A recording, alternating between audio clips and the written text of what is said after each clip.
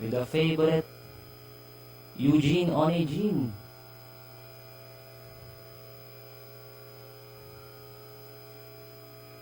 Set to go now.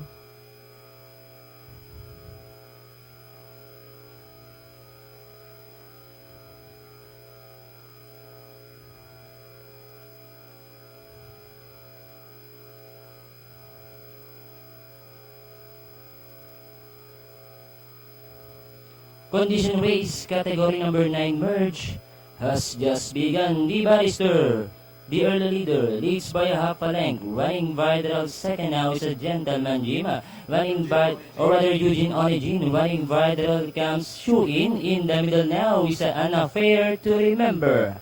Heading towards the 1,000 meter mark, we got an affair to remember. The leader by half a length. Running viral Shu in. Running in third comes Hugo Boss, running viral gentleman Jim, the barrister. Or rather Eugene Onegin, accelerated and strawberry dawn. Inside the last 600. Or rather Shu in now, the leader by half a length. An affair to remember in second. And here comes Eugene Onegin now moving up viral now. Of the Dorang as they turn for Roma. Shu in by only a length.